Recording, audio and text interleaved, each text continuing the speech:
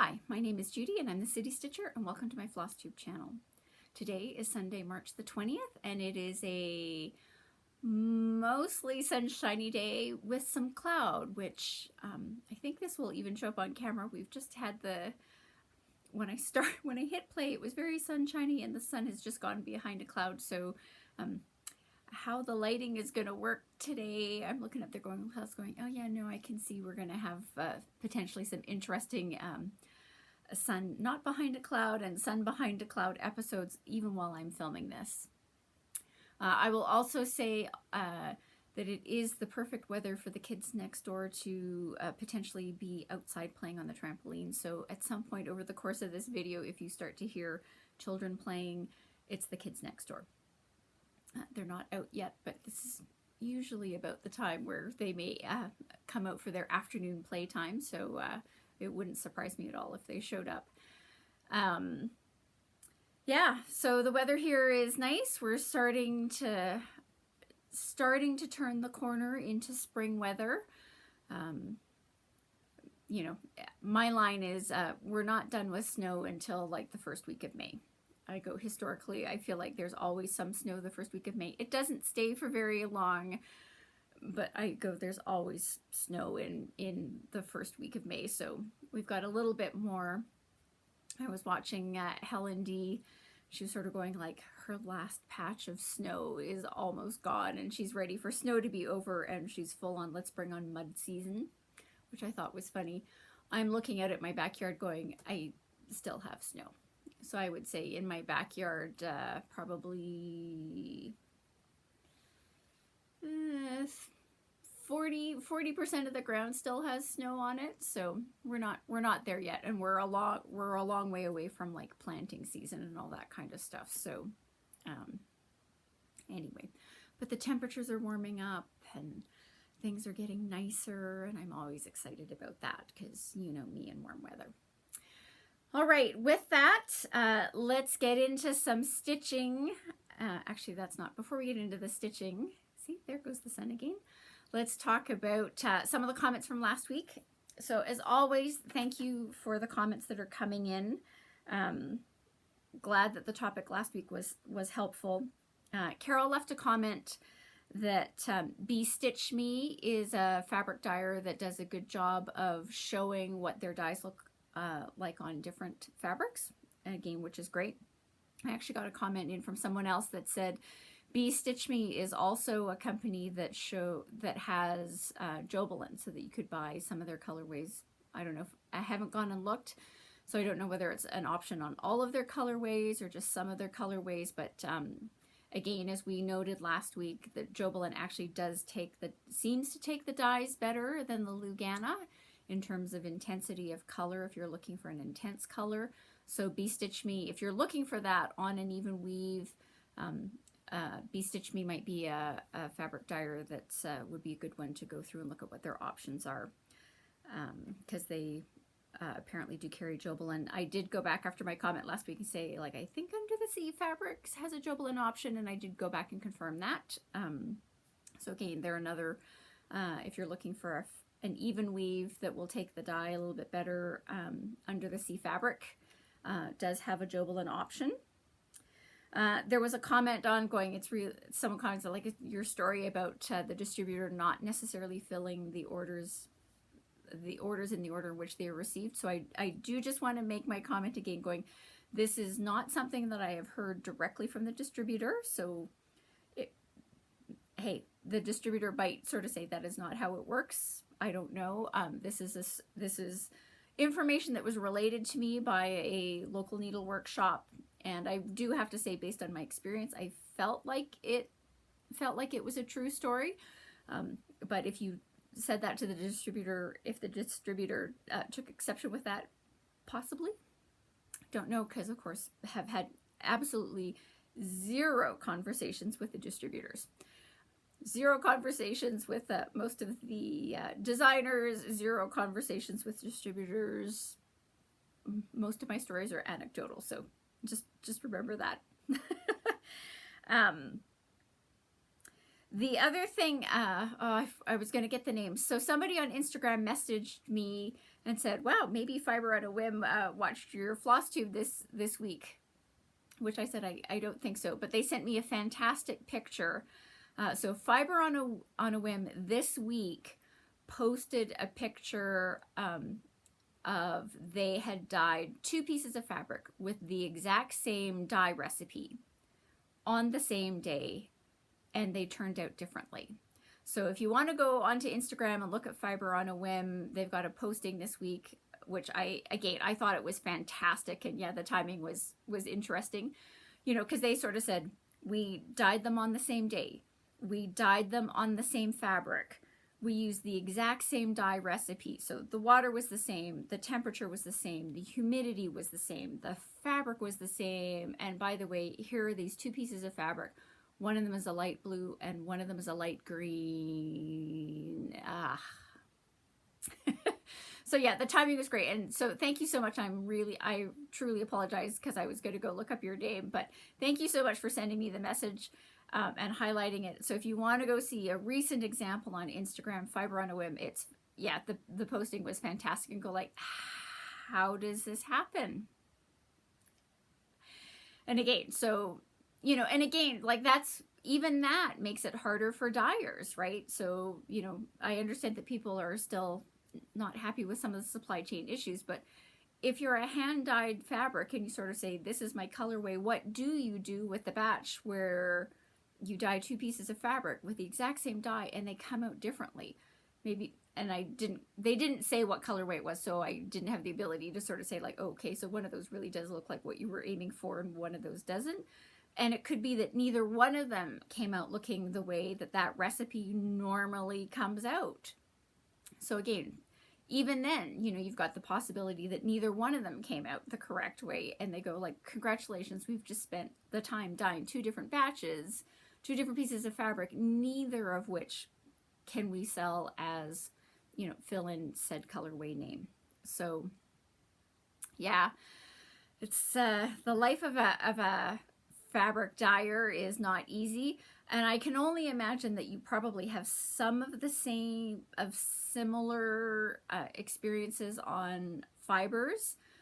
I don't see quite as many stories on the fiber way as I do on the fabric dyers, but I would expect that they do have some similar experiences. I just don't know the extent of it. But again, thank you to whoever it was. I'm sorry I forgot your name. But I thought it was a fantastic example of things that happen with fabric dyeing. Someone also left a comment saying the other thing is that the colorways, like even on linens, may not be true to the picture that you see. And that's true as well, because of course, you know, you've got a fabric dyer, they dye said color. I'm going to pick on Picture This Plus Mystic and go, they dye Mystic, they take the picture, they put it up on their website.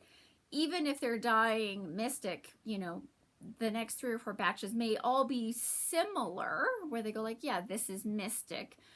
But again, it's a hand-dyed fabric, which means they're not identical. This is not, you know, like Fabric Flare and Zweigart, they're like Vintage Country Mocha and Vintage Stormy Night. Those are printed fabrics, so you'll get more color consistency on the printed fabrics because they're printed. They're not being hand dyed, they're being printed. The pattern is printed directly onto the fabric. So you will get more color consistency and more consistency in how the design shows up on the fabric if you're getting a printed fabric as opposed to a hand dyed. And yeah, so, you know, again, when they took their picture, they took it on, you know, 1 piece of fabric, but every time they dye that particular color, it's going to come out slightly different because it is a hand dyed fabric and they can't take a picture every time, right? That's, anyway. So yeah, as well, you know, a lot of the dyers are really good about saying like how this color shows up on your monitor can be different. And that is absolutely true. I've got, my cousin is married to a guy he's an IT guy. And, you know, we were conversing one Christmas of several years ago, and her big present to her husband, which he'd asked for, was something or other, and I'm not even clear on what it was, but it was something very specific for his computer that would sort of, that from a monitor perspective, you got more accurate colors. So I don't know whether it was a program or some special kind of screen. I don't know. Again, I was like going, okay. I don't feel strongly enough about how colors show up on my computer screen to feel like I have to do that, but clearly for the work that he was doing, you know, and he's an IT guy, that was a big deal for him. So that was his really great Christmas present, is he got this thing so that the colors that show up on his monitor are more accurate. And yeah, so differences whether you're looking at on your phone or a tablet or your computer monitor, you know, again, the way color shows up on those can be different and vary from device to device. So, you know, that adds another level of complexity into an already, you know, hand-dyed, not accurate, not easily, you know, this is not uniform production. So, yeah. So thank you for all of those comments. That was great. There was one other question.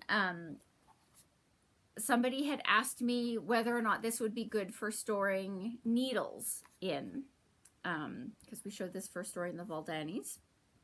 And so I was like, sure, I'll try that. My instinctive reaction when I saw the comment was like, I don't think so, but we should try that. So we're going to try it.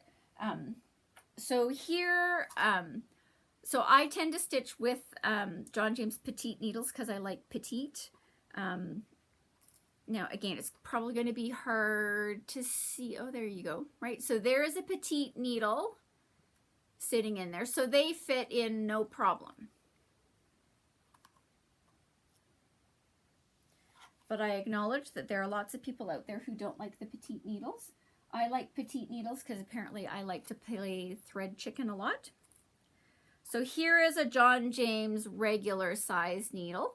So it's a little bit of a tighter fit. It does fit in, I don't know if it's going to be easy to tell, but this edge here is a little curved. So it's not a complete square, but they do fit in there.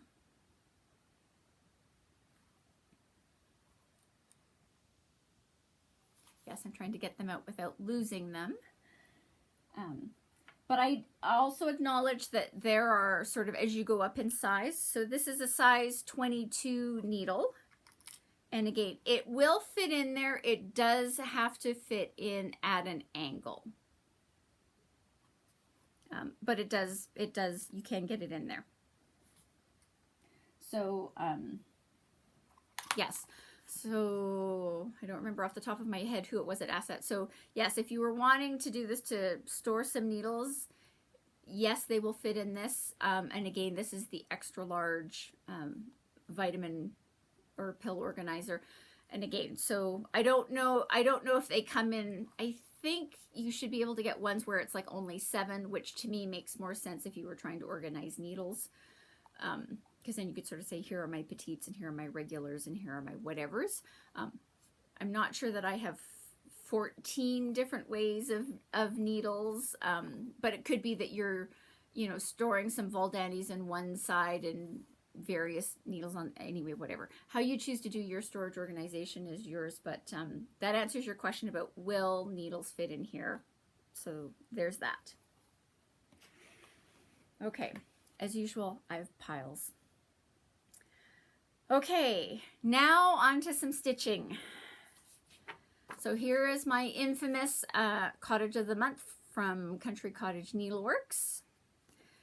Theoretically, my goal was to have this finished by today, and I'm not done because I'm having a decision struggle. So here's where I am at. So all of the cross stitching is done. Here, my problem is the windows. So the decision that I made, so on the yellow, so I'll just hold this up a little bit closer. So I did tone down the yellow and I went, the called for yellow is DMC 745 and I took it up a shade lighter into 744. because I have yellow issues. I did decide to put the yellow in all of the windows as opposed to making it this dark gray black. Here's my problem, is what to do with, so these are supposed to be paned windows. So what they did in the original called for is they did it with that dark 3031, and then they used white to put in the crosses to make the paned window. But when I did it with white on the yellow, it did not look good.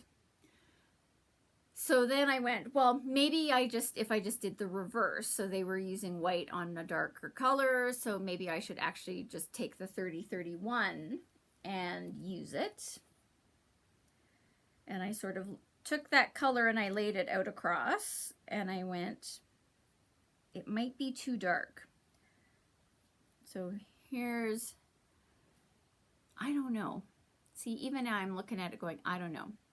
So I thought maybe this was going to be too dark to do the paint, to make the panes. And so I went up and I used the brown, which is Weeks Dye Works Pecan. And then I felt like it looked like it was too crossy. Like if there were crosses in the middle of all the windows. So then I stopped and then I went, well, I'm just going to hang out for a couple of days and look at what I've done, and, you know, maybe it'll grow on me. And then I couldn't decide. So voting time. So here are the options. One, don't put the back stitching in and just leave them as blank windows with the yellow. So like this. Option number 2 is continue on and finish up doing the back stitching in the Weeks Dye Works Pecan. Or I could take these out and do them in the 3031. Thoughts, comments, votes? So yeah, the only thing left to do is to make that decision, and then this is done. The stitching is done, but I really was hoping that I was going to have a fully finished, a finished object for this week on that, and I didn't. It was a little busier week than I was expecting, and you will get to hear about that next week.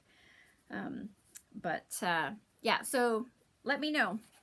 Let me know what you think about what I should do about finishing up the back stitching on that. Again, so that's all I've got left to do, is to make the decision on what to do about the back stitching in the windows, and then this is complete. Yeah.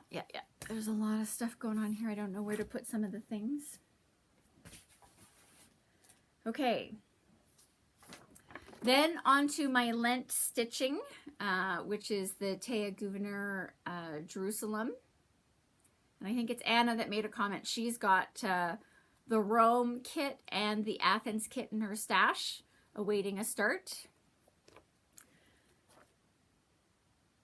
Yeah, at that moment, I'm looking over here going, I know I need a backing for this. Here we go, my gigantic one. All right. Didn't quite get as much stitching in this week as I was expecting, which we'll talk about that next week, but made some progress. So there's a little bit left to go up here, and it's the metallic threads, which also get used over here in the Dome of the Rock. So my original plan was that I was going to, do non-metallic stitching one day, and then the next day do a metallic color, and then the following day no metallics, and then so if I alternate between a metallic and a metallic day and a non-metallic day, just to break it up. But that didn't happen this week, so it's going to happen this week because now we're there. I just need to get these finished. It's 2 different colors of metallic, which is why that's there. So get that finished up. This entire bottom section now, it'll be hard to tell, but now this is fully stitched. There are no stitches left in here. But I've continued on my path that as I was trying to fill in the rest of this top here, that I would take whatever that color was and fill it in wherever else it was used on the page.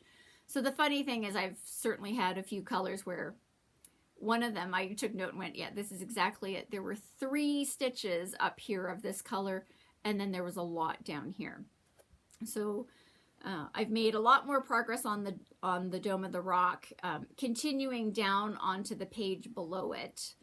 Just because as I was working the thread, I went like, you know, a lot of these colors, not surprisingly, were continuing to be done. And, you know, on the next page, that's all where, this is the only place where those colors were being used. And I just went, it's ridiculous to have that particular color out and just not finish that color. So certainly have filled in, I think all of the Dome of the Rock over here is now complete on,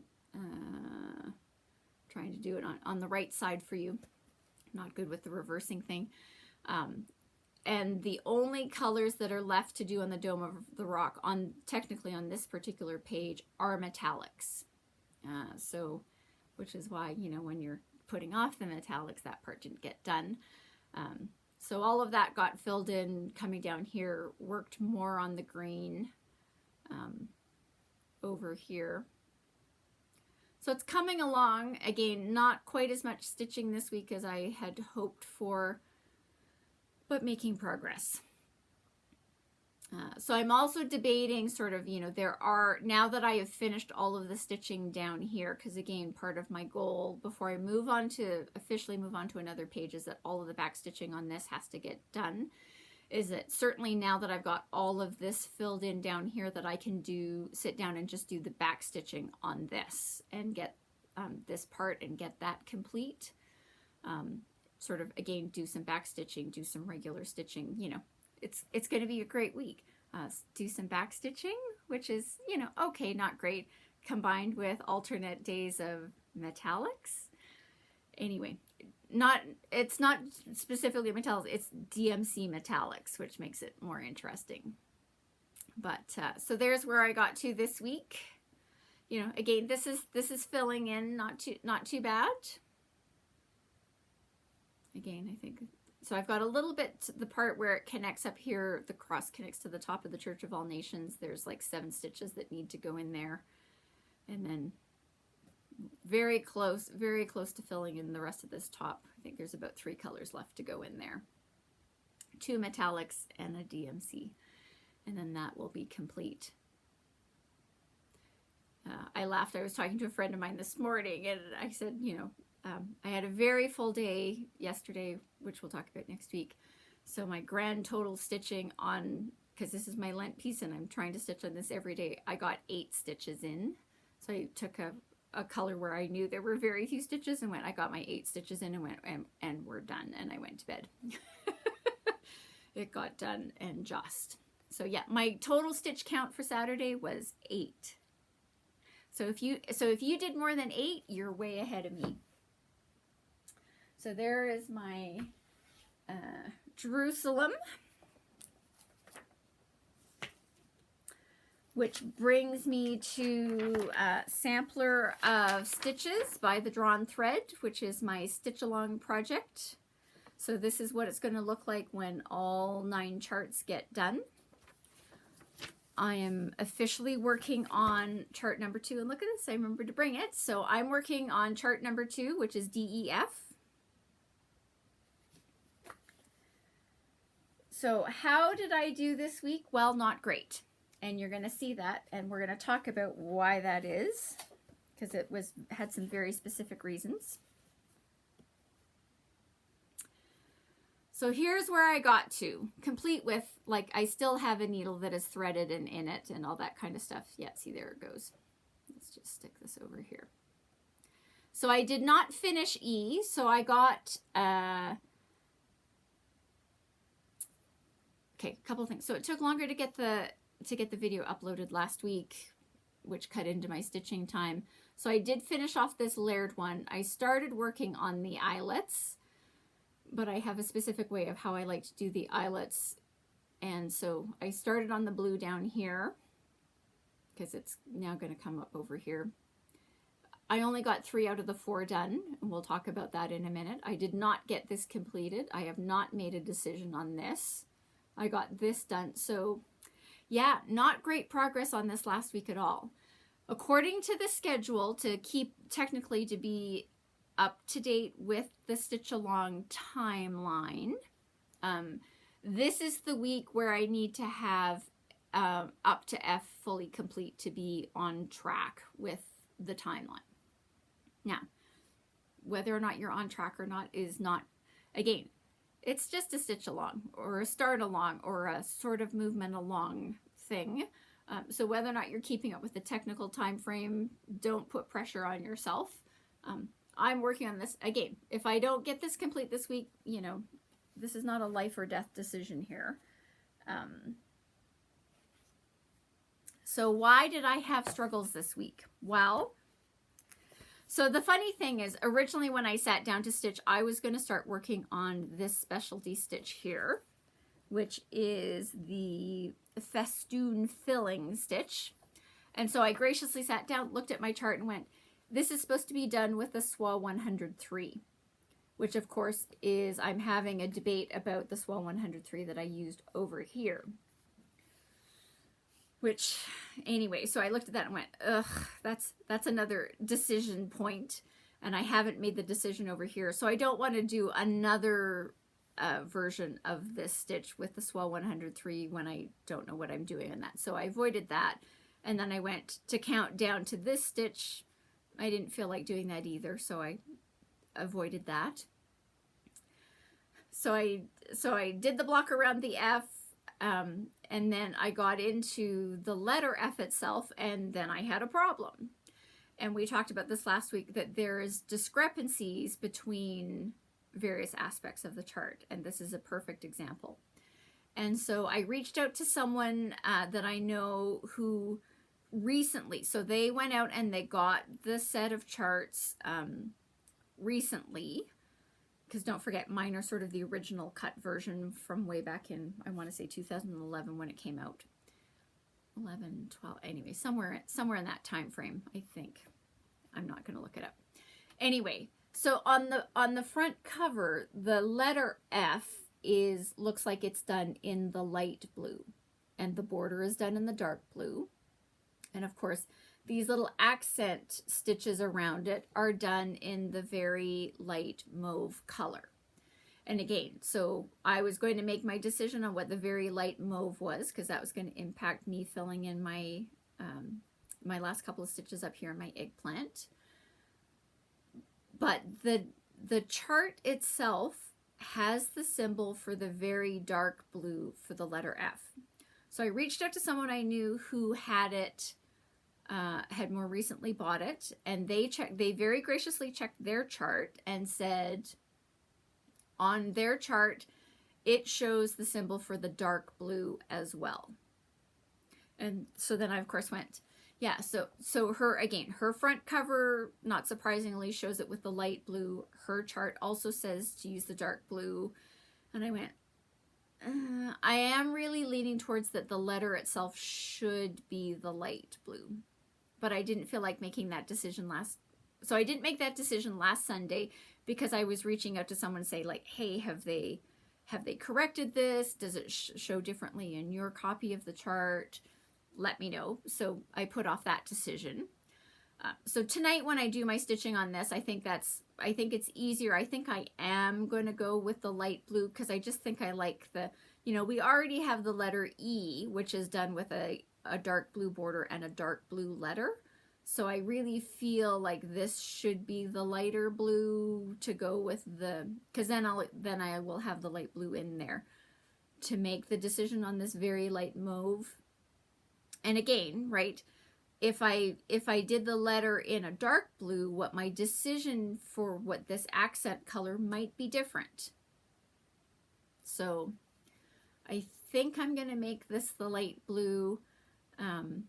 And again, for those of you that are working on the sampler stitches, throw it down in the comments if you've done your F yet, what your decision was on that. So yeah, had a lot of decision points where I went, I'm not making that decision, which meant I didn't get a lot done. And so tonight I need to do a better job of catching up on this. Again, I'm not feeling badly about where I am. I feel like I'm doing a decent job. didn't get as much stitching done last week because I had to make decisions, and I went, I don't want to make that decision, so I didn't. So tonight it's decision time. So the other thing, which I sort of laughed at myself because I said I was going to talk to you about the specialty stitches and how I felt about them. And again, we talked last week that I had now encountered my first ones where I was like, I really don't like this. But I didn't do a good job of covering the specialty stitches so far in chart number 2. So I figured we'd have a quick little rundown of that this week. So what did we do? So we had the damask darning stitch, which is this green one over here. And I like that one. Sorry, this is just a tail that's hanging out over there. So that one was totally fine. We had the darning pattern over here. So, you know, so a combination of colors, one color for the vertical, one color for the horizontal. That one was totally fine. This is one where you have to, I went with how it came out on the main chart, which had a couple more stitches for the vertical than it showed on the stitch diagram itself. So I went with the main chart on this particular one. We have the diagonal chevron, which is the one that you can barely see at all. So this is the one that uses the Soie 103 that I'm going to have to make my decision on, and I really should do that today. We had the diagonal cross, which we talked about last week because I went with the stitch diagram on this one and not the way that it was shown on the main chart, so I went with the stitch diagram over what was shown on the front cover as well on that one. We had the double back stitch, which is this gold one. Oh, that's not right. Double back stitch is this taupe one down here. And again, this is a little bit interesting because this is the double back stitch, and over here we did the alternating double back stitch. So very similar, no problems with that one. We had the double cross eyelet. I'm doing a terrible job, which is this one here. So that was no problem. We had double darning.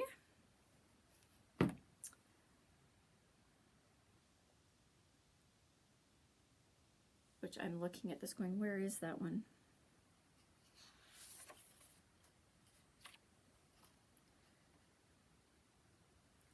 Light, oh yeah, there it is. Which is this light blue square up here. So that was no problem. We had the double herringbone up here at the top, which was good. We had the double leviathan, which are these green ones here in a row. We have the Dutch stitch, that's the gold one here. The double twill, which is this this white one over here that was done with the Soie Perlee. Then we had, so again, we talked about this last week, we had the Eastern stitch, which is the first one that I really don't like at all. For E, we had the elongated Smyrna, which are the green ones, which I like. I like how those look. Smyrnas are totally fine for me. The English stitch, which is this layered one, so you'd sort of do the base layer and then you do some diagonal stitching over top of that. So that one was fine. And now we're getting into the F's. So this is the fan stitch. If you are not as far as F yet, note. And I really think that they should have put this in the stitch diagram. So there's two levels. There's the dark blue one and the light blue. I started with the light blue, and even I, as an experienced stitcher, should have known that that is the wrong way. you need to start with the bottom layer, because the bottom of the fan stitch, you know, completely is across the bottom. So because the fan stitch is going in a number of them, if you'd started with the darker blue first, you could do that one, and then it's easier to do the light blue one above it and do those last stitches, sort of the horizontal stitches that cover up the top of the other one. I, of course, didn't do that. I started with the light blue and got to the darker blue and went, all right, now I have to find the holes underneath these horizontal stitches to get them in, which it's fine, but it's much, much easier if you start with the dark blue. Do your bottom one first before you do your top one. Now, why did I only do 3 out of the 4? Is because I ran out of the thread. So I used up all of my thread, and I was going to have to start another thread, which was then I was like going, okay, I need to do some of my eyelets again, because I just sort of like, let's use up the blue as we can.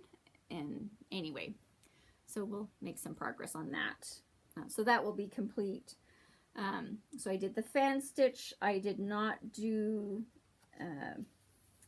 the festoon, but I did do, what is the green one?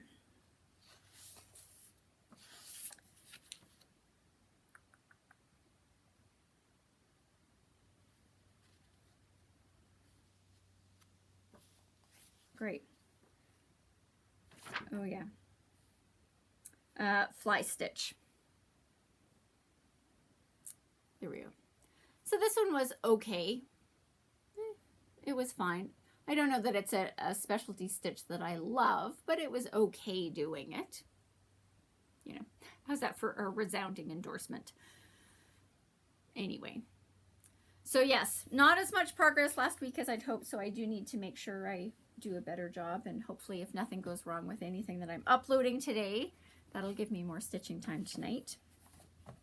So again, that's so I have a chunk left to go, because I really need to make a decision on this, because that'll make decisions for these other ones and get those finished. So again, hopefully I will make some decent progress on F today. I may not get the whole thing complete, but again, you know, similar to E, like if I've got a little bit left over when I get to do, you know, I've got another 2 weeks to do the letter G, I think I've got ample opportunity to make sure that I'm caught up. So from a timing perspective, I'm doing okay on my sampler of stitches, which I think is great given that I did a restart. So I think I'm doing just fine. All right, let's put that on the other side. I'm looking at things going, I'm trying to make sure that nothing falls off. All right. All right, so that's all of the stitching that I accomplished this week. So again, not quite as much as I was hoping for, but that's life.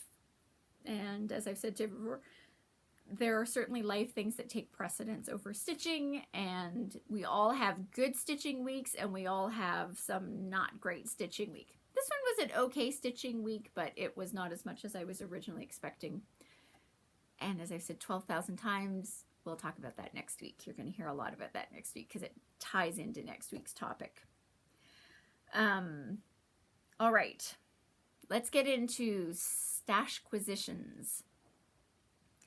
So before we get into Stashquisitions, and it really is the topic for this week, let's talk about Nashville, but we're going to kind of do it in 2 different segments. I was talking to a friend of mine. When I went to my LNS to pick up my Nashville acquisitions, a friend of mine said, while you're there, do you mind picking up mine? Which I'm more than happy to do, because normally what we do is if either one of us is picking up for the other, it just means that we then make we get together and we have a meal together and all that kind of stuff while we hand over the bags. We're a little behind this week because we did not get ourselves organized this week for the handoff. So we are going to get ourselves organized so I can do the handoff. And so she actually, she was the phone call this morning that said, so when you do your Flosstube, can you show my haul? Because if nothing else, because I don't have it in hand for me to look at, I can, you know, watch your video and it'll be like I'm opening my bag. So we're going to do her haul so she can see it. Not all of this is actual Nashville technical haul, but I'm going to show her haul anyway, because she's asked for it. And, you know, if you don't like seeing a haul, I'm sorry, but we're going to do her haul plus my haul. So one of the jokes is when we did our exchange for our Christmas/birthdays, because our birthdays are sort of equidistant from Christmas, so we tend to give each other sort of, we wrap it all together and go, here's our birthday Christmas gift packages. When I gave her hers, I forgot one of the items. So it's been graciously sitting in my house waiting for our next gathering to get it over. So here's the rest of her, the item that I forgot in her bag for her gift. So this is a needle minder from Owl Forest Embroidery. It's the letter G, because that's her initial. So she hasn't seen this. I did say to her, it's like, oop, I forgot this. It's coming in the next exchange. So that's what her new needle minder from me looks like.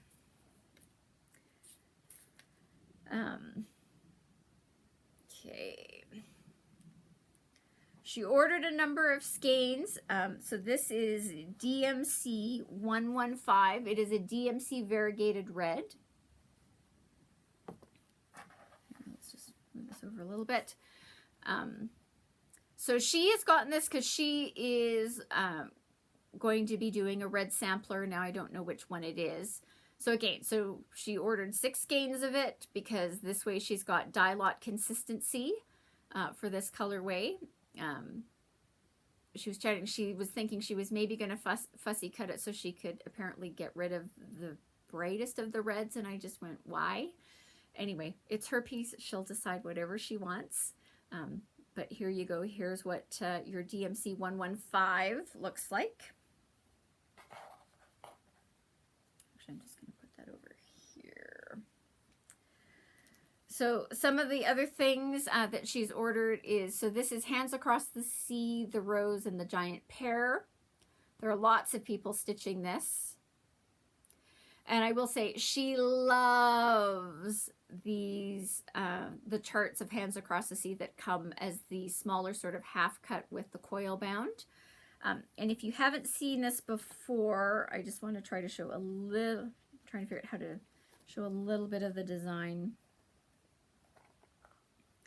Right. So like the design shows up really, really well here, you know, it just gives you a much smaller thing to work with to prop up with what you're doing. So it is a convenient, and with the, so I can flip it open because there's no chart here, right? It is convenient with the coil bound. Anyway, it's interesting because some people are, I think somebody made one of the floss tubers I watched was sort of commenting that they were, Teresa Kogut on some of the books that she came out with Nashville this year did not coil bind them, and they were like, thank you so much for not doing the coils. I actually like the concept of the coil because I just think it makes it easier to open them, but that's me. And if you're doing, again, if you're doing a working copy, it's not necessarily as critical and all that kind of stuff. But certainly for my friend, she loves, loves, loves these half-size ones with coils. And again, so these ones are not Nashville releases. She also picked up Annie Bayliss 1887. So this is what she's going to be, this is going to be her tribute piece to the Queen in recognition of her platinum anniversary, because it says God Save the Queen somewhere on here. There it is, God Save the Queen. So this is what she's going to do as a remembrance, a commemorative piece, a commemorative stitching piece for the Queen's platinum anniversary. She thought I should do it, and I straight up said, we were talking about this long before, and I said, nope, I've already decided. I already have my piece. Thanks, but no, I've got something else. She also picked up Mrs. Campbell.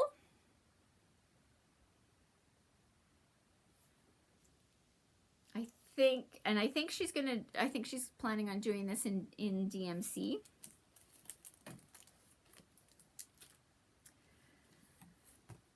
She picked up Violet's Blue by Blackbird Designs. I will say purple is her favorite color, so I'm not terribly surprised at this. She picked up her own copy of the Ultimate Sampler Motif book. It is a good book. I will say that it is a good book. And again, we were talking about this where she's sort of going, you know, as she's doing some of the sampler charts that she's got, she doesn't necessarily like all of the motifs that are on some of the samplers, and you know, she's planning on using this as a resource that when she's stitching on those, she'll sort of figure the motif in the sampler that she's not a fan of, and she's going to use this as a resource to sort of come up with something else that will fit in that space and adjust it from there. All right, here are her Nashville orders. She was very restrained, so kudos to her. So she picked up from Jeanette Douglas, Flowers for You. And I think, and again, I'm interpreting on her behalf, I think it's because it was the red fabric. Got her. And she picked up from Rosewood Manor, a Tisket, a Tasket, which is very nice. She was very, so I will say, I have not purchased this. She was very surprised that I did not add this into my stash. And it's got, so with Rosewood Manor, she always has additional bonus charts in there. So this is the main chart. And this is a 10-page chart for this. It is not small. So a Tisket, a Tasket is 280 by 190. Technically, the called for fabric is Picture This plus Vellum.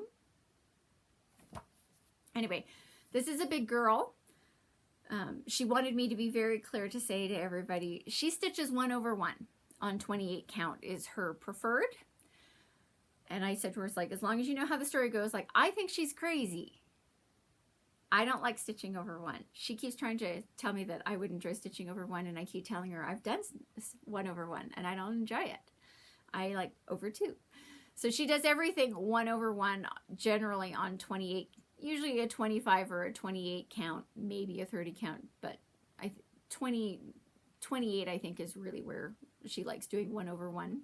So she's crazy. So she's like, yeah, it's 280 over 190, but it'll be a lot, it'll be half the size when she does it over 1, which fine, but still it's 280 by 190. And anyway, it's the same number of stitches, just smaller stitches. Anyway, so this is a big one. But Rosewood Manor does these bonus charts, and I love the fact that she actually showed what the bonus charts look like. So as part of this chart, you do get all of the charts to do all of these other ones as well as the bonus charts. And some, like, I think all of these are actually lovely in and of themselves. But I said to her, she's like, why aren't you getting it? Because I do like it. But I said, really, go back to my December video where I showed you all of the Rosewood Manors that I already have in my stash. And I said, I do like this one, but I don't like this more than I like a lot of the ones that I already have in my stash. And until I get some of my stash stitched up, I wasn't going to add this into my collection. So once I get if I get several more of my Rosewood Manors all stitched up, then this may become a contender. But we all know how long, we are years away from me completing several of my Rosewood Manors. So, you know, I'll be fine until then. But it is nice. She also picked up the called for fibers for this are Weeks Dye Works. And so I've got all of those here, so I thought I would show those as well. So this is the color palette, and again, so this is, it's hard to tell from the cover photo exactly what the color palette is, but this is the called for color palette from Weeks Dye Works for a Tisket, a Tasket. And I think I said to her that all of them, so I'm just going to do a quick little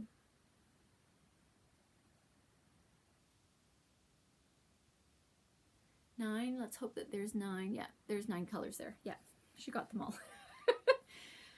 Now, if you need multiple skeins of these, I've arranged these just so that you could clearly see all of the colors individually. And see, I used my magnetic cable ties to help fasten them. And you can see, like, so the magnets, again, so the magnets are strong enough that I put them in a specific spot, and I put them on there. I was like, oh, I wonder if when I hold this up, if they'll stay in place, but they're staying in place. So the magnets are fine, even though the ties are not tight. But anyway, so that is the color palette for a Tisket, a Tasket, using the Called for Weeks Dye Works. These are the extra skeins that she needs of those colors. And again, so all purchased at the same time so that they're from the same dye lot. But they're half of what is called for, because she's only doing it, she's doing 1/1 as opposed to 2/2 on 28 count. So there's a lot of skeins called for. So if you're doing it 2/2,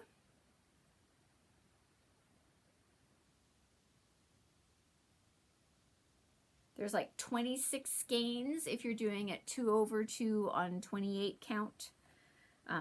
I think even if I were doing it on 32 count, I would probably still get the full number of skeins just to make sure I had enough. Again, we've cut them in half. Several of them call for 3 skeins, which means it's a toss-up as to how much you really need. So we went on the better safe than sorry version of things. So she's got 2 skeins instead of 3 skeins for those particular colors.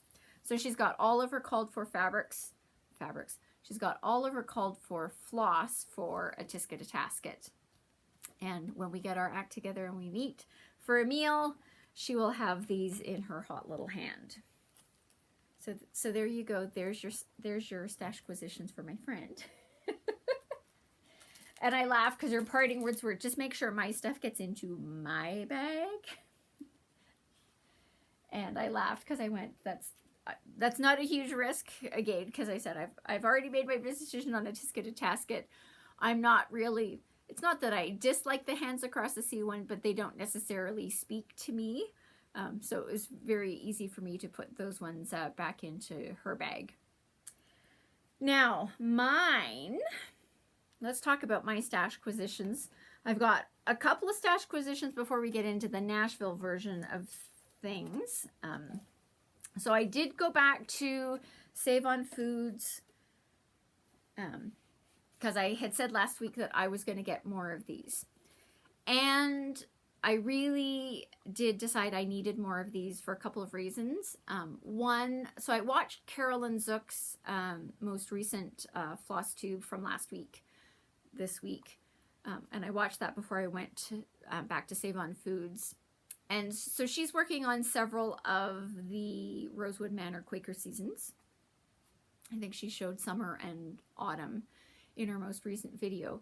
And she also had her Valdani balls in floss away bags. And that was very good for me because we all know I'm a floss away person. And I was watching them and I looked at them and I went, oh yeah. So that, it's fine using them when you're working on the project, right? Because I have my Valdani silks for the bee's knees in a floss away bag and it was totally fine. I had no issues with that. But I was looking at her video and I was looking at all of her balls of Valdani for those on the floss away bags on a ring, where I went, ooh, that makes it not quite so good for longer term storage. Now, depending on how much of the ball you use, and again, it was a really great video because I got to see, because she's further on some than others, and where she's at in her ball usage. But I was like, honestly, I think I'm going to like these for storage, because as you work your way through the ball, whatever's left will still fit in here. If you've got a lot left and it's still in ball shape, it will fit very lovely in here. If you've used a lot, wind it up, it should still fit in here. the tags, so she was sort of commenting what she does, because the tags, the more of the ball you use up, the tag sort of falls out. And I went, when that happens, you can just I can just tape them onto the cover, on the lid of these things, and just tape them on. That's great. But then they're also contained, and I think this takes up less room. So again, because I have all of the Quaker Seasons as well, I went back to Save On Foods. Now again, the Save On Foods that is closest to me, I have now cleared out. They don't have any left on their shelves. But it was great because I got in there and I went, they were different colors. So I now have 3 of them in different colors, so that I went, even, as I start to work on some of the Quaker Seasons from Rosewood Manor, I can put a different season into each one of these containers, and they'll be identifiable because they're not identical. So I thought that was great too. And whether there's crossover and all this kind of stuff, but I went, from a storage perspective, these are going to stack up quite lovely, and in the closet where I store my stash, I think these are going to take up less room than if I put them in floss away bags and we're trying to contain that. So I was very happy with this, and so I'm very grateful that I've got them. I'm still on the hunt for one more, because I know that I've got the all charts for all 4 seasons, so I think I'm going to want a 4th one. Now, I'm in far less of a rush. There's a far less sense of urgency now that I've got 3 out of the 4. But again, I like them for storage. I think these are, I'm very happy with my extra large pill organizers. And again, I will show sort of the label of this in case you're looking for these. So these are the ones that I've got. I've already shown that they fit the Valdani balls just lovely. And I've also shown at the beginning of this that you can get your needles in there in case you're looking to store other things. All right. The other thing, so this was from a previous order. I got a package of 25 of the John James Tapestry short beading needles in size 10. Because there's beading coming up in my future on a wide variety of things, so I felt I needed a few more of those. And I also picked up, I think I mentioned this before, I picked up, they had an odd, so Traditional Stitches, which is where I got these from, they cut their fabrics in standard sizes. They do not do custom cuts, so you can either get a fat 1/8, a fat 1/4, a fat 1/2, or a full yard, or multiple yards if you're looking for that magnitude. But when you get to the end of a bolt, a lot of the bolts that come are not necessarily full yards, and so you get this random extra piece. They do them, they are usually in their pre-cut section of their website. I will put a link to their pre-cuts, because what they do is, because they're not a standard cut size, they give you a 15% discount on the fabric, because it's an unusual size. So this is a 28 count black Jobelin, because we all know I like Jobelin. So we got a black Jobelin. It's in their pre-cut because it was 17 by 27.5. So yes, it wasn't 18. It wasn't, you didn't get a full fat 1/4, which is 18 by 27.5. I only got 17. But for what I'm planning on using for it, this is perfect. So it was black Jobelin, fantastic. And I got it at a 15% discount, which is great. I will tell you, that was the only pre-cut piece that they had in that.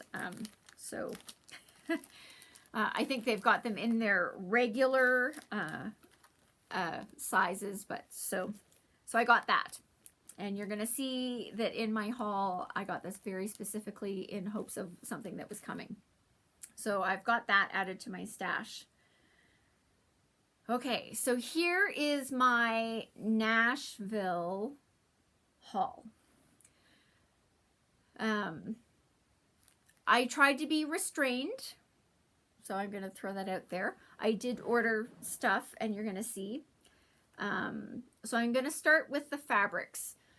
So I had, and again, so I reached out to her. I had put in my orders for some Fortnight fabrics, because this was Fortnight Fabrics' first year at Nashville.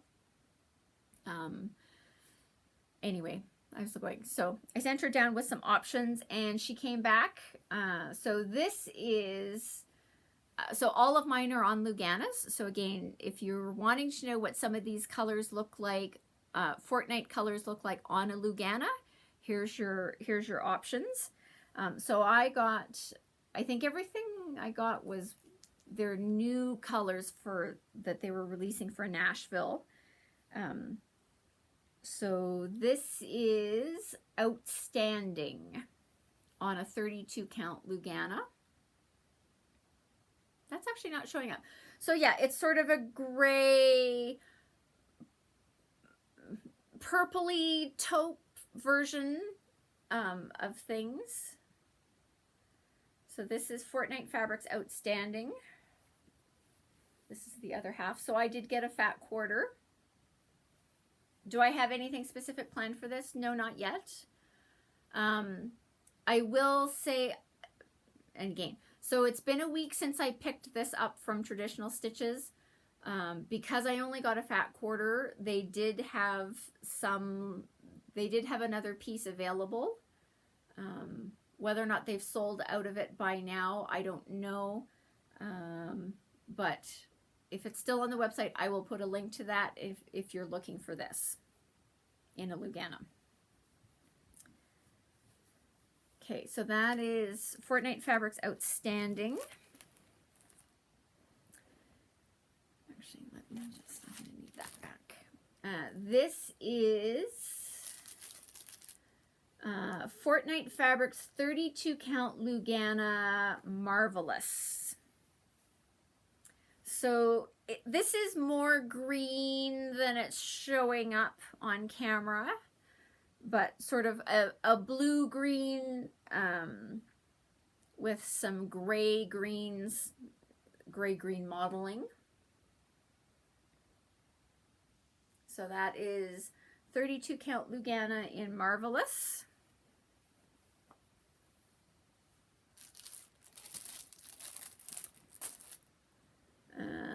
This is 32 count Impressive. And again, because I was looking for grays.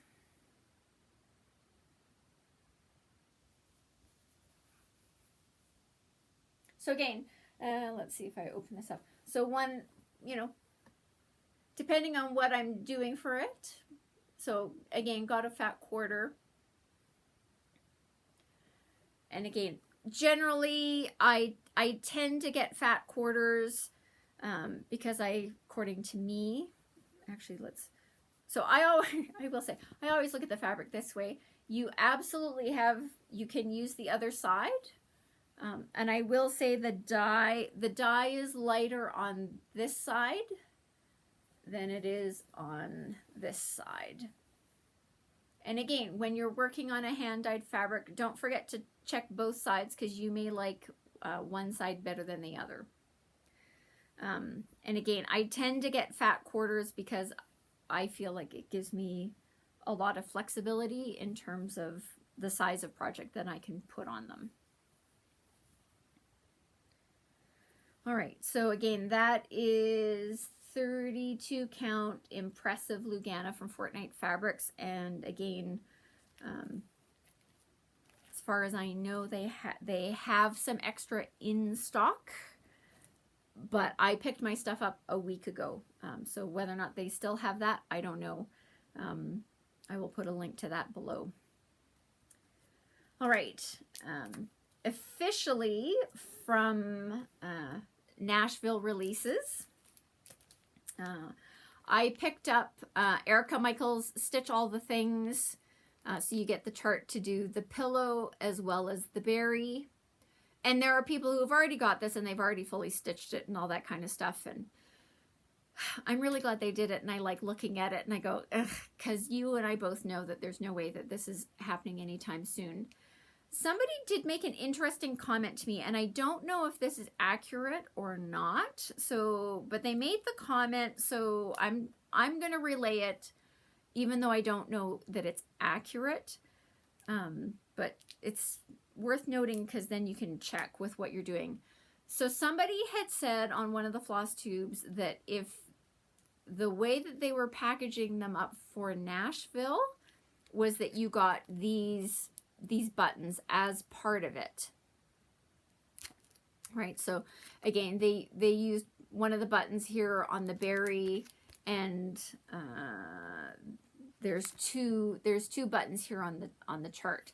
I will say, because I did open up the chart after the person had made this comment, that technically there is nothing on the chart that says attach your button here. And so the comment from the floss tuber was that for Nashville, they were packaging them up with buttons. But once she got through that on a go-forward basis, you weren't necessarily going to get the buttons. I don't know if that is accurate. I haven't seen anything online that specifically says that, but I thought it was a very interesting comment from someone. And again, so someone was like going, I felt like they probably knew what they were talking about. And again, so I know that Janice picked this up at Nashville. So I did get the buttons, but just a cautionary note, check, because on a go-forward basis, you may or may not be getting the buttons if you get this chart. Again, not 100% sure if that's accurate, but maybe just check on that if the buttons are important to you. If you're someone who goes like, I hate the buttons and I never put the buttons, then you're good to go. So another Nashville release is Delft Blues by Summer House Stitchworks. Love this. The called for fibers for this are 3 colors of DMC. Easy peasy. And small. The stitch count on this is... Do they not actually have the stitch count? They don't. Apparently I'm supposed to count it all by my very self. So I'm not going to do that on camera, but it's small. I mean, it fits onto a 1-page chart. So I added this because I went, it's small, I can fit this into the plan somewhere, and it's blue, and we all know I like blue, so that was my, added that.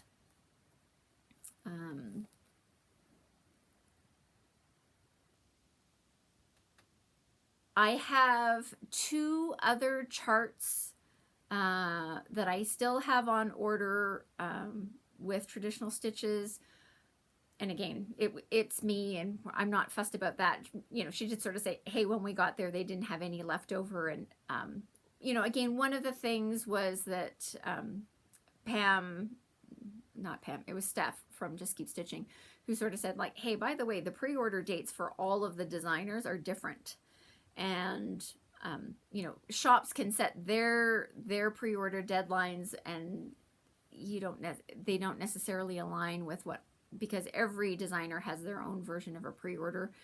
And, you know, for whatever reason, when I got mine in, it didn't necessarily hit the pre-order date for whatever, and that's totally fine. And when Janice got there, they were out of the charts that I had ordered. That's fine too, because we all know it's not like I don't have anything to stitch, right? And again, I like to consider myself a good customer, where I go like, hey, that's life. And somebody else, again, I was watching somebody where they sort of said like it's hard to get everything, and designers were running out of things. Somebody told the story that Teresa Kogut, it might have been Teresa Kogut herself, who sort of said like she ended up having to order more charts printed and shipped directly to Nashville because she was running out of stuff. You know, and that's just how life goes, right? You can't bring enough, and if people didn't get pre-orders or if their numbers were changing, you might not have been able to get them all, and whatever. So I've got 2 charts from Nashville releases that are still on order with Janice, and at some point this will come in and I will pick those up. Again, I'm going to honor those orders because I place the order. When they come in, and I'm not fussed because that's just life. And I have a 5-year stitching plan. Quite frankly, at this moment in time, none of my Nashville orders have made it into my 5-year plan yet, but you know, plans are made to be changed, and we'll see what happens. So there's 2 more coming, and when I get those, I'll show them.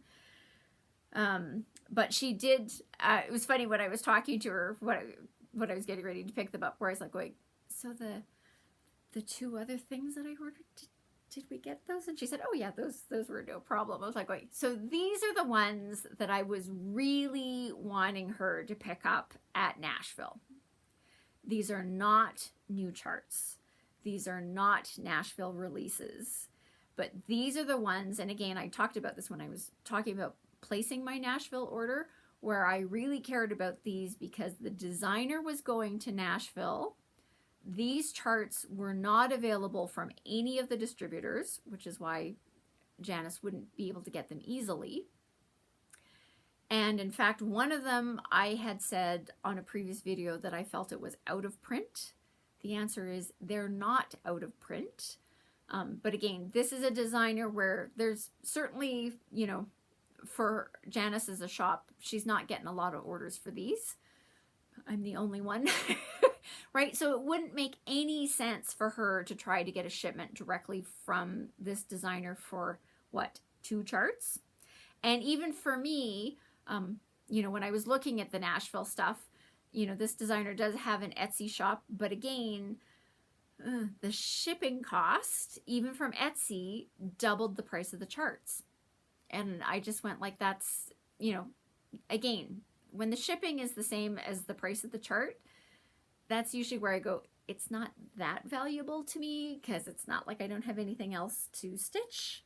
But again, Janice was going to Nashville. This designer was going to Nashville. And I said, can you see if you can get these charts? Because she's got them available in her Etsy shop. And she did. She picked them up. So these next 2 charts are the ones that I am the most excited about. Even though they are not new and they're not Nashville releases, these are the ones where I'm like, oh my goodness, my Nashville order came in. So they are both from New York Dreamer. I just realized I forgot to take them out of their bags to get the Claire off. So this is Sing. So there's 3 of them. Yeah, there we go. So there's Sing, Live, and Love. Sing for me is the most important one because I want to stitch this for my music room. So this, in hopes of getting this is why I placed my order for my black Jobelin, because this is going to get stitched on black because my piano is black. It calls for 2 Gentle Arts. Now it's going to be hard to tell because it doesn't show up. Technically, this outer border and some of the notes are done in Gentle Arts Avocado, so a light green. I'm not doing it in avocado. Because of course, if you've got an option to make things harder on yourself than what the chart calls for, you know my tendency is make it harder. So I'm going to be stitching this on black, and I'm going to change the avocado to a silver metallic. Because the sofa in that room is a raw silver silk. The end tables, sort of the other things in that room are, I have mirrored end tables. Anyway, it's a whole thing in there. So silver metallic is what this, I'm going to change the avocado to silver metallic. I'm still making a decision on this. I have to say, when I was looking at this online, because nobody's got the chart in stock, I think even on the Etsy site, it didn't say what the colors were. So it's only 2 colors of Gast. Avocado is the light green. This one is actually poinsettia. So again, I want to hold this up and sort of say, so I have poinsettia in my stash.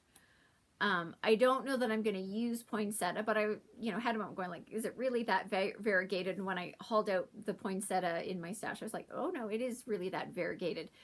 Now, again, welcome to Gentle Arts and dyes and things. And I can tell from the price tag on the other side of this where I got this from. And it's an older skein of poinsettia, so it might have been pinker at some point in time, but so this is my skein of poinsettia, but it certainly does say that this level of variegation can be had from poinsettia. I don't know that I'm going to use this one. The wall color in that particular room is magenta, so I'm going to try to see if I can't come up with something that's a little more purple than this. If I can't find something I like, then I will end up using the poinsettia. But so that's the plans for this. Again, this is a very reasonable stitch. This is 70 by 80. So it's going to be lovely. So that's the plan for this. Was very excited to get this. When again, last year at some point, I had ordered a bunch of New York Dreamer charts because I'd seen somebody else stitching one of those, and I went, oh, I really like those. And then, of course, from a distributor perspective, there were very few of them available. So I got the ones that I could. This was on my to-get list. Very, very, very, very excited about this. Got my Sing. So I've got the Jobelan ready to go. I just need to make a decision on my fiber, and we're away to the erases. The other one that I got from New York Dreamer is, and this one is the one that I said, I think this one has gone out of print. So I can now clarify, this is not out of print. And again, it may be hard for the shops to get unless they order directly from New York Dreamer. New York Dreamer does have an Etsy site. I will put a link to the Etsy site. But again, I checked on the distributors' websites before Nashville to sort of see what the options were, and these were not available. But this is the last of the season. So I have spring, summer, and winter. I didn't have autumn. And again, I know, surprisingly, I like this. You would think that I wouldn't because it's very brown. So one, I want to clarify, this is not out of print anymore. And my plan for this, yeah, so here's on the back, right? So there's springtime, summertime, there's autumn. They do have a Christmas time, which I'm not getting and I'm not planning on getting. For some reason, it doesn't work for me. Who knows why, but yeah, winter's not on here, but there is a winter time. So here's autumn time. But my plan for this is I want to stitch certainly the A and the T and possibly all of the word autumn time using the same variegated that I used for this Hinzite autumn block. So this is stitched with Karen Wildflowers Fiesta. So that is my plan.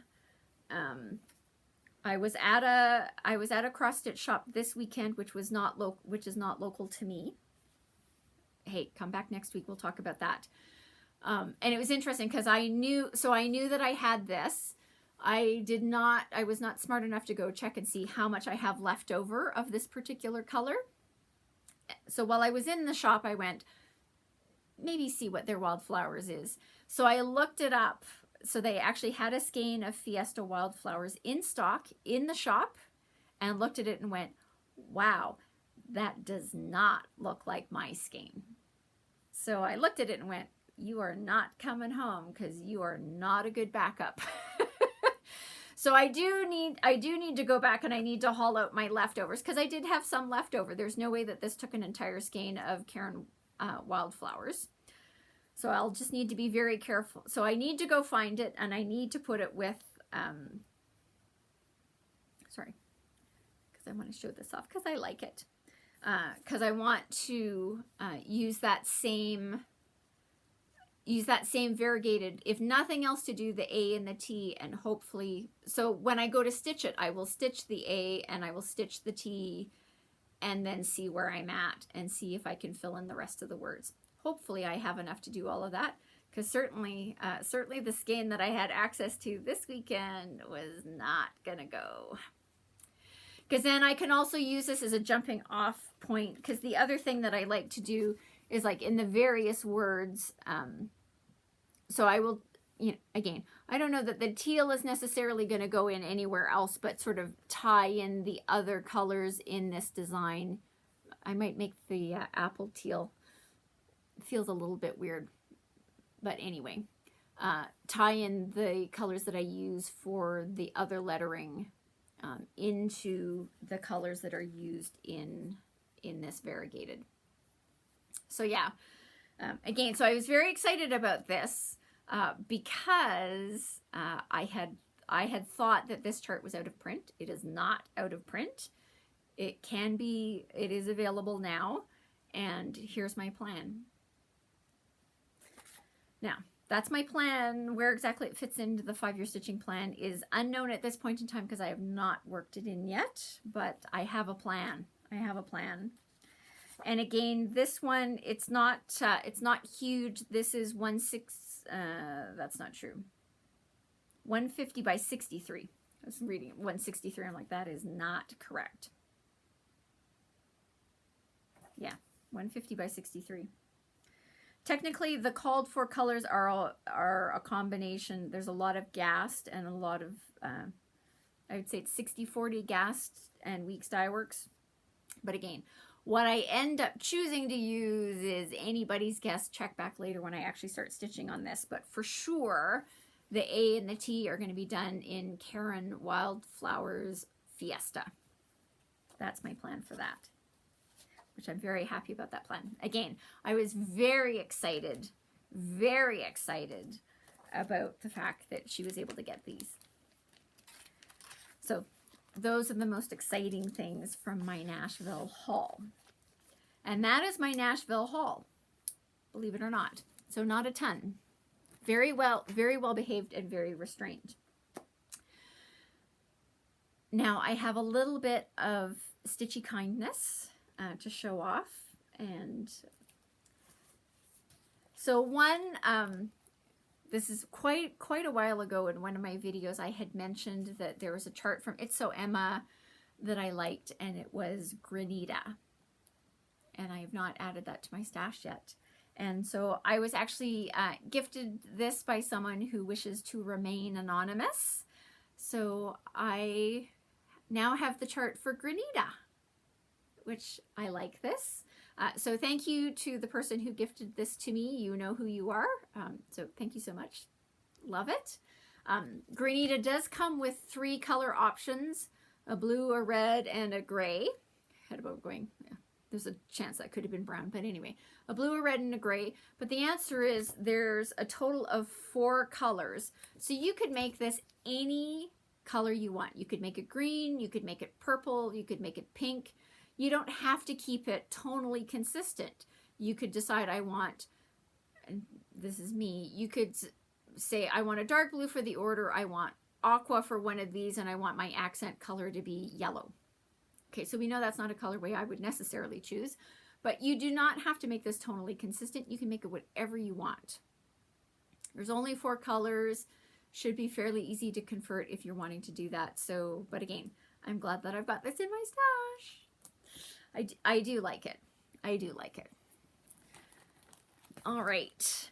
And then the other stitchy kindness I have, I might have mentioned this before, but I happen to personally know one of the designers that was at Nashville, and her name is the lovely Jeanette Douglas. I'm surprised that legally that lovely is not part of her name, but anyway, the lovely, fabulous, talented, amazing Jeanette Douglas.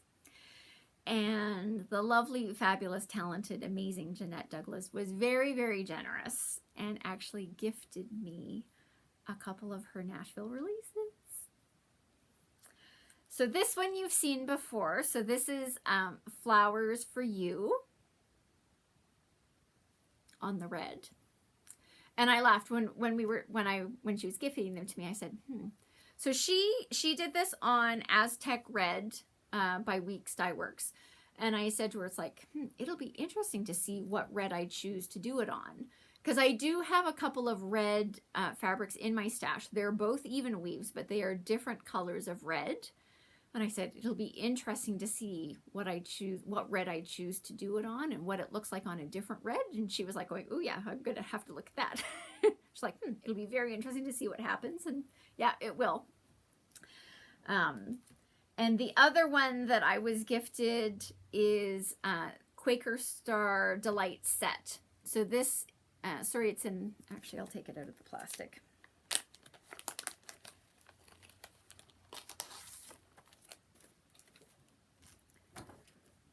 So this, as part of this set, you get the chart to do the drum. This little, I want to call it a, what does she call it? I want to call it a pillow, pin pillow, and the scissor fob. So you get the charts for all three of these. They're all small. Now, she's crazy. We all know that. She did these on a 40 count. What did she do? She did it on 40 count Winter Brew by R&R. So we all know I'm not going to do it on that because that fabric's, you know, brown. So on 40 count, like the drum, the stitched area is 2 inches by 7 1/4. The scissor fob is 2 by 2 1/2. And the pin pillow is 2 1/2 by 3 3/4. So first of all, I'm not going to be doing it on 40 count. Second of all, I'm not going to be doing it on R&R. And third, I'm not planning on stitching it in these colors either. So, Jeanette knows this. Jeanette and I are going to have a little discussion on the other one. But I came up with something where, like, I'm very excited about my options for this. Because I said to her, it's like going, what I would like to do is I want to, so she's stitched this sort of border in a solid. And, you know, done, I think it's like 8 different colors. 8, 9, anyway, you know, to do all of these different stars. I will say, as far as I know, that this entire, all of these are all done with straight cross stitches. So this is not a Jeanette Douglas if you don't like doing specialty stitches. As far as I know, this chart, there are no specialty stitches in this at all. It's all just straight cross stitches. So the stars, anyway, she's got her palette. Her palette and my palette, color palettes tend to be a little bit different. So I always knew I was going to change the colors of these, but I was like going, I think I want to stitch all of the border in a variegated, and then, you know, coming off of that variegated, fill in these stars. So, you know, so I got the chart, which was very great. So thank you, Jeanette. Thank you, Jeanette. Thank you, Jeanette. I love them. New Nashville releases. I love them. Came home, and of course I have this idea percolating in my head. Now, I've decided what I'm going to do, but I'm going to tell you where I went. Because I showed these before. So I've got these 2 different color match sets from Silks for You. So there's a variegated, and as part of the set, they've given you like the other colors that are in that variegated. So I looked at them and went, this is a really good, easy jumping off place because I've got a set. I've got a variegated, and I already have the color coordinated colors that are part of that variegated. So I've made my decision. It's not going to be this one. I'm going to use these ones, and I am going to take them out of the bag.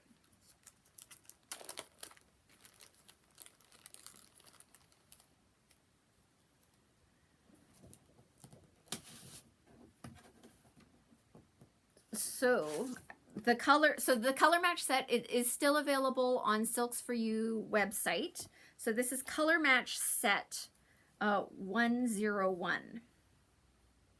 So I'm just spreading them out.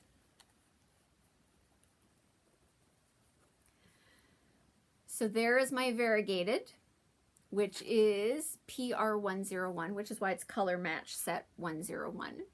So there is my variegated.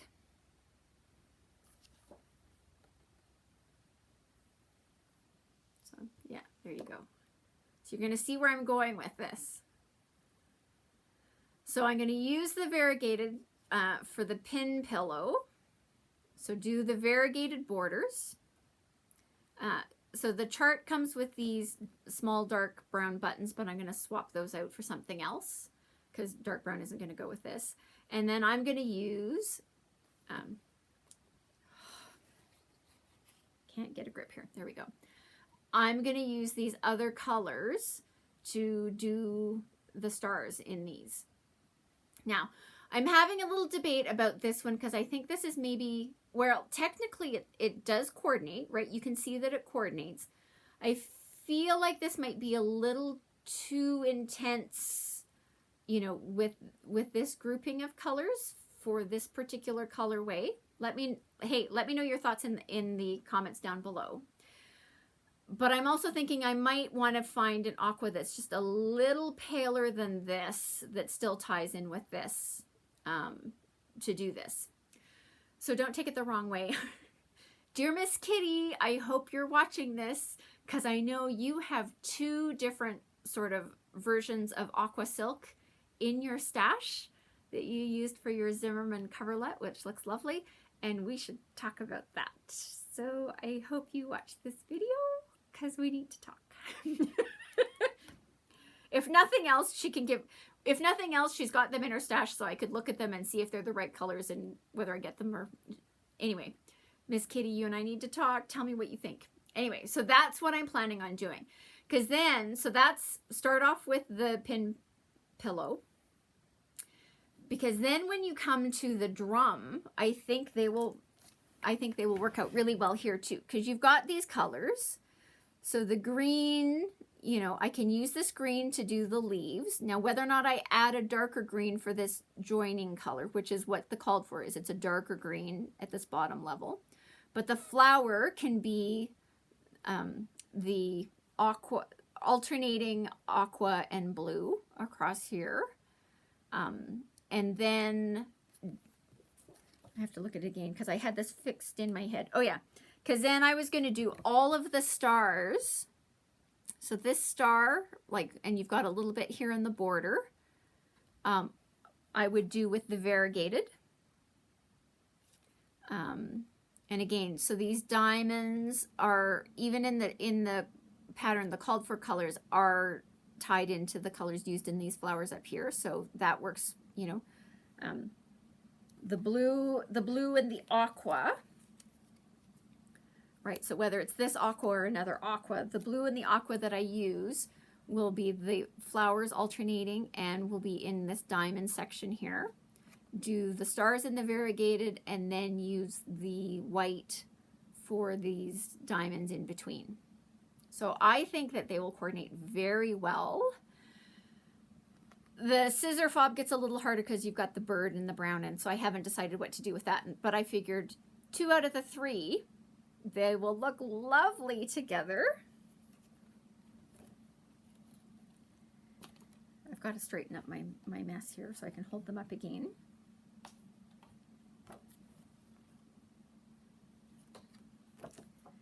Yeah, not good at this. Clearly my first time. But that is my plan. I think it's going to look lovely. Jeanette's colorway is lovely too. Her colorway is more earthy, earth tones than I tend to do things. So this is my, and as I said, she knows that I'm planning on changing it. So when I get it stitched up, we'll have to have another discussion with Jeanette and see how she thinks I did with my color version. I did tell her that I was sort of going like, ooh, pick a variegated to do your border and see where we go from that. She was like, yeah. She'll see. Anyway, that's my plan because I think it will work out lovely. Yeah. And the funny thing, because this ties into last week's topic, because I was thinking about, again, it's in the bag. So originally I was like, this is what had me going, I think I'm going to break into my last piece of Summer Sky Jobelin, and then I'm out, and that's going to be a problem, and I'm going to be unhappy. So this is, so I was going to do it on Summer Sky. So I'm now debating going like, do I need to do it on my bluer Summer Sky? Because now that I have an option. Or, yeah, it might, yeah. Okay, now I'm going to have to take it out of the bag. Because it's really like, Because now I have 2 versions of 32 count Summer Sky. Let's see if I can't.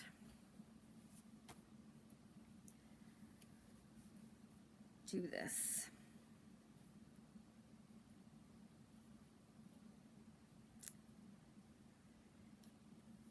And you'll notice that the variegated is a lot looser because I've been playing with it. Oh, let's see how we do.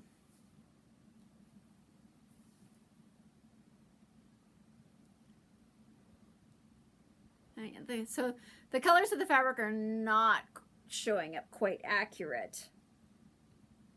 But I'm actually leaning towards that the paler version of the summer sky might actually be a little bit better. Because there has to be enough color on there that this white shows up. White, creamy color. Yeah, I'm gonna have to think about that. But that's my plan. And so this is being worked into this year's stitching plan. So sometime after Lent, this is going to get started on, because I have a plan and I'm really excited about my plan. So I just need to decide. I still think Summer Sky is the right color decision, because it's not going on a brown. So it's not going on a brown, and I think white would bleach out the colors. Like I don't like that way either. So that's, and then of course if putting it onto blue, because I've got all of these colors, like you'd have to be very careful. Like, so let's pretend my sweater is a color of blue fabric. Like I think it's too much. And a pale blue is actually a little bit harder to come up with. So yeah, I'm gonna have to make a decision on that. But anyway, that's my plan. I'm very excited about my plan. I think this will work out lovely. Now, in totality, of course, on these diamonds for the pin pillow, again, all of these stars are done with different colors. So there's a total of 8 different colors here. I, of course, am only going to have 4 different colors. So the pattern of how I alternate those colors through here, that's going to be up for debate, and I'll have to figure that out when I get in there. But I'm very excited. I think it's going to look lovely with that variegated border, come in and do the stars and the coordinating colors, and then to do the drum with the, I think it's going to be lovely. I don't know what Jeanette thinks. Jeanette is sort of more like, as long as you're happy, that's great too. She, of course, loves this colorway. And this is very her. This is very her. This doesn't surprise me at all. Earth tones are not necessarily me. And even if I were doing these colors, I probably would brighten them up a little bit and probably take out the yellow and make the browns a little more gray. That would be my other palette. But I was very excited because I'm like, just do all of this border in a variegated and play off of that. And again, my plan, like I like both of these pieces because I know what to do with this and I know what to do with this. And the color palette comes over into this design, right? There's a green, there's blues. Use my variegated for these main stars. I think it's gonna be lovely. That's me. So that's my plan for that one. And that is gonna be coming up in Stitching Land this year. So with that is my Nashville haul. Probably not quite what you were expecting, and I do think that it's going to be a different haul than what you'll see from a lot of other floss tubers. So with that, I hope you've enjoyed it. I hope it's given you some ideas. And as always, thinking about the people of the Ukraine, I am, at this point, I'm very concerned about how long this is going to go on for and the devastation in that country. Like, it's just, yeah, it's, for me, this is unnecessary, and I don't know what the goal is and all the bad things, and I'm worried about the people, and anyway. So, again, thinking about the people of the Ukraine, encouraging you to the extent that you're able to try to help out from a reputable charity. I certainly know my family, my mom alerted me to some where they're actively trying to make sure that they can get food into orphanages in the Ukraine, right? Because they, those are, I know of people, and again, cross-stitchers that I know where, like, yeah, they have fled the Ukraine. They are now safely out of the Ukraine. And, they have resources outside. They've got family and friends outside of the Ukraine that they can go where they can go and they can stay and all that kind of stuff. And that's great. But that option is not an option for everybody there. And again, talking to my parents, they were like going, The one that they were focusing on was ones where they're specifically trying to get resources into orphanages because they don't have the option of leaving. They don't have the capability to say we can become refugees. They're having to stay in place, and yeah, things are not good in the country. So please choose reputable charities that they're actually using the funds to go in and provide the relief to the extent that you're capable. And if that's for your given situation, if that's not really an option right now, thoughts and prayers are always helpful. So thinking about them, hope everybody else has had a good week. So I hope, it's my usual, I hope you're staying safe. Safety first, safety first, safety first. Please try and stay safe regardless of your situation. Crossing the street, safety first. Look both ways. Safety first. I've got a story about that for next week. But anyway, safety first. Let's all try and stay healthy. And I hope that you're finding some time to do some stitching. And I look forward to seeing you next week. Take care, guys.